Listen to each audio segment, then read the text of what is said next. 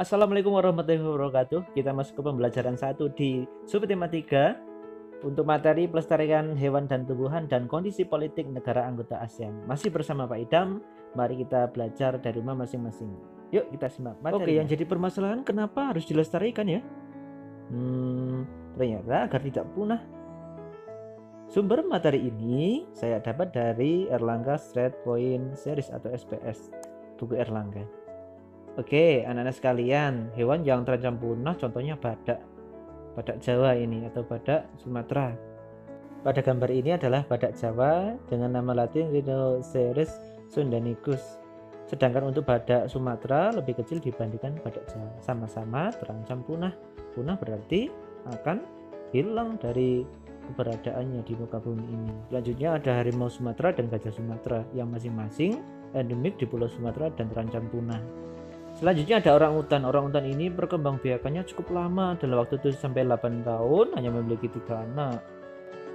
Ada juga kadal raksasa yaitu komodo dari provinsi Nusa Tenggara Timur.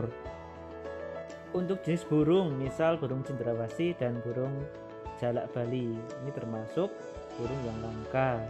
Selanjutnya untuk hewan lain seperti anoa, kakak tua jambul kuning, rusa bawean, ada owa Jawa, penyu hijau, dan kukang juga perlu dilestarikan keberadaannya agar tetap lestari. Selain hewan, juga ada tumbuhan yang perlu kita lestarikan. Seperti halnya bunga bangkai raksasa yang diameternya bisa lebih dari 1 meter.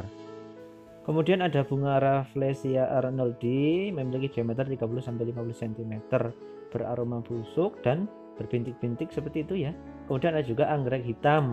Kemudian untuk tanaman lain yang perlu dilestarikan yaitu ada ulin, ada bayur, ada jelutung, ada damar, ada anggrek larat, dan juga tembesu. Merupakan tanaman yang harus dilestarikan. Sedangkan upaya pelestariannya, pemerintah melalui Undang-Undang tentang Konservasi Sumber Daya Alam Pasal 56 menyatakan ayat 1, barang siapa melakukan perdagangan satwa liar yang dilindungi dihukum karena melakukan perbuatan yang dilarang menurut ketentuan pasal 21. Selanjutnya untuk ayat kedua, perbuatan sebagaimana dimaksud dalam ayat 1 dengan serta-merta dapat dihukum denda administrasi sebanyak-banyaknya 200 juta rupiah dan atau pencabutan izin usaha yang bersangkutan. Jadi sudah diatur oleh pemerintah. Kita wajib untuk melestarikan, bukan malah mengeksploitasi hingga membuat hewan ataupun tumbuhan menjadi terancam keberadaannya. Kemudian untuk langkah nyatanya dilaksanakan penangkaran serta pembudidayaan hewan dan tumbuhan langka. Penangkaran juga dikhususkan untuk upaya pemulihan hewan langka yang mengalami luka-luka dan trauma lingkungan akibat pencemaran ataupun polusi. Usaha perlindungan lain untuk satwa dan tumbuhan langka dilaksanakan secara ex situ dan in situ. In situ berarti perlindungan di alam habitat tumbuhan atau hewan itu sendiri. Kemudian untuk ex situ berarti perlindungan di luar habitat aslinya. Contoh di kebun raya, kebun binatang, taman safari, museum zoologi, serta herbarium. Apakah hal ini hanya dilaksanakan di Indonesia saja? Tentunya pelestarian ini dilaksanakan di seluruh negara-negara yang ada di dunia. Tujuannya tidak lain adalah untuk melestarikan keberadaan makhluk hidup di bumi ini. Berbicara tentang negara-negara di dunia, kita fokus untuk negara anggota ASEAN terlebih dahulu.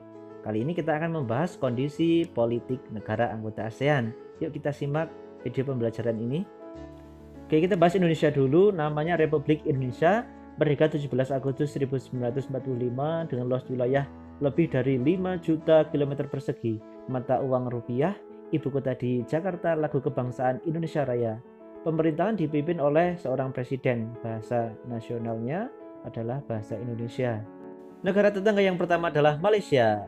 Hari kemerdekaan 31 Agustus 1957, luas wilayah kurang lebih 329.758 km persegi, mata uang ringgit, ibu kota ada di Kuala Lumpur, lagu kebangsaan negaraku. Bentuk pemerintahan adalah kerajaan yang dipimpin oleh seorang raja yang bergelar yang di-Pertuan Agung. Bahasa nasionalnya adalah bahasa Melayu Malaysia. Nomor 2 ada Singapura, namanya adalah Republik Singapura, merdeka 9 Agustus 1959. Luasnya hanya rata-rata kurang lebih 622 hingga 660 km persegi. Kecil.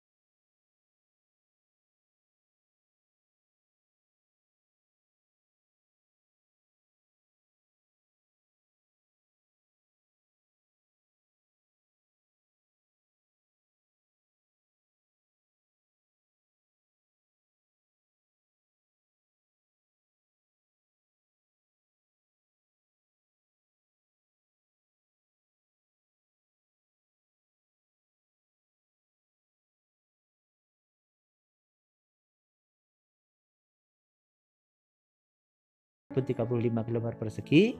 Dengan mata uang riel, ibu kota ada di Phnom Penh, lagu kebangsaan ada Aur County, kemudian bentuk pemerintahan republik. Negara dipimpin oleh seorang raja dan pemerintahan dipimpin oleh Perdana Menteri. Bahasa nasionalnya adalah Khmer.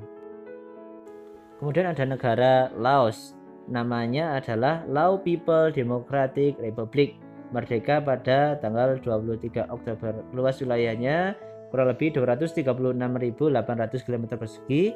Mata uang adalah New Kip. Ibu kota ada Vientiane. Lagu kebangsaan ada Sat Lau Tang Te Deu Mak Kun Sulu Sa Yo Ne Asye. Kemudian bentuk pemerintahan republik, kepala negara presiden, dan kepala pemerintahan perdana menteri. Bahasa nasionalnya adalah bahasa Lao. Kemudian ada Vietnam dengan nama negara asli yaitu Social Republic of Vietnam. Merdeka 2 September 1954, luas wilayah 331.041 km persegi, mata uang dong, ibu kota di Hanoi atau Ho Chi Minh City. Lagu kebangsaan For What So Dear. Bentuk pemerintahan republik, kepala negara presiden atau ketua dewan negara dan kepala pemerintahan oleh anggota dewan yang dipimpin perdana menteri. Bahasa Vietnam. Lanjut ada Myanmar, nama negara Union of Burma. Hari merdeka 4 Januari 1948, luas wilayah 676.577 km persegi, mata uang kyat, ibu kota ada di Yangon. Lagu kebangsaan ada Kaba Makya. Pemerintahan dipimpin oleh presiden dan kepala pemerintahan dipimpin perdana menteri. Bahasa Burma. Kemudian ada negara peninjau yaitu Timor Leste dengan nama negara Republik Demokratik Timor Leste. Merdeka yang diperbarui pada 20 Mei 2002.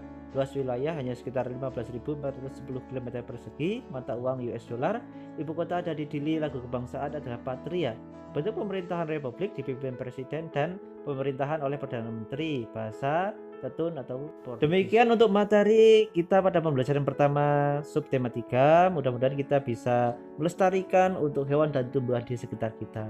Dan kita juga bisa menambah wawasan mengenai keadaan politik di negara-negara anggota ASEAN selain Indonesia. Semoga anak-anak selalu belajar walaupun belajar dari rumah masing-masing. Terima kasih. Wassalamualaikum warahmatullahi wabarakatuh.